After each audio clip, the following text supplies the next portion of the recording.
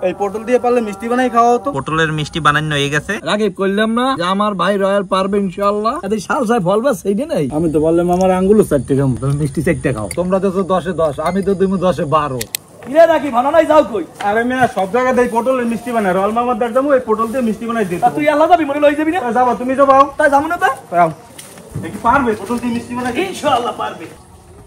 Royal মামা তুমি তো অনেক খাওনি বানাইতো, আজকে তোমার লাগে একটা কঠিন পরীক্ষা আছে। কি পরীক্ষা?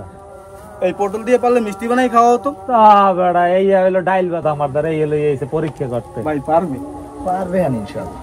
দেই তুই দে আমার দ্বারা দে। দেই তুমি পারো কিনা? পটলের মিষ্টি বেডা। পটলের মিষ্টি বানানোর পাইনে প্রথমে পটলটি সেলতে হইবে।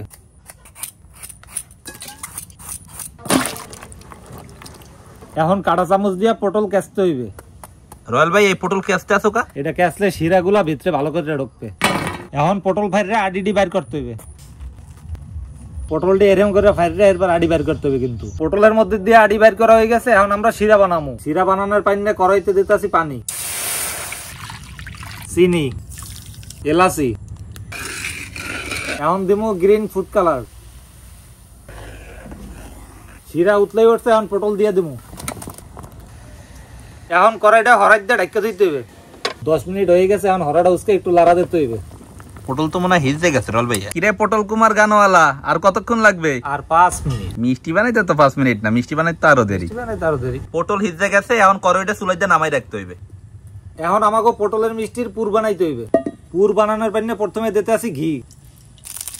ঘি গরম হয়ে গেছে। এখন দিমু গরুর দুধ, চিনি, গুঁড়া দুধ। সবকিছু এখন ভালো করে মেয়াইতে হইবে। লাড়াচাড়ার উপরে রাখতে হইবে, কিন্তু খেয়াল রাখবেন যেন তলায় লাগে না পড়ে। পুর বানানো হয়ে গেছে। এখন উড়ে হেলাম। পুর ঠান্ডা হইতে থাকুক, এদিকে আমরা পটলটি সেক লাই।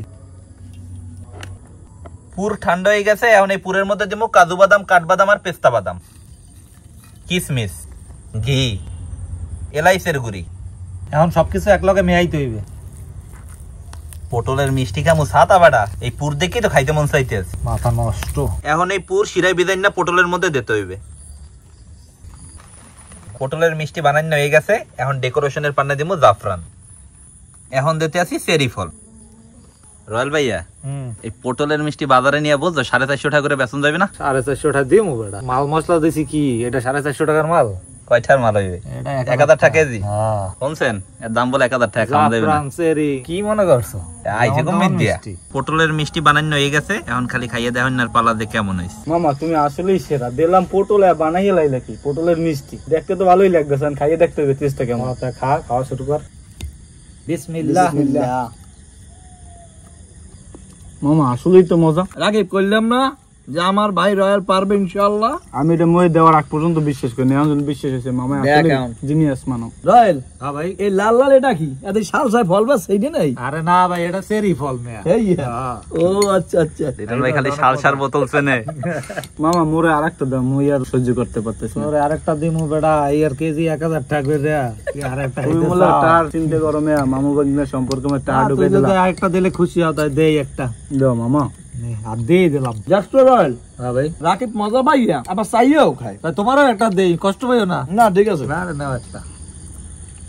আমি তো বললাম আমার আঙ্গুল 4 টাকা এত মজা হইছে। আঙ্গুল চাটা লাগবে না তোমার, তুমি মিষ্টি 4 টাকা খাও। রাকিব হ্যাঁ মামা। এখন রেটিং দে, কততে কত? মামা আমি 10 এ 10 দিমু। 10 এ 10 পাইছি। কোনো লাইন নেই কম দেওয়ার। লিটন ভাই?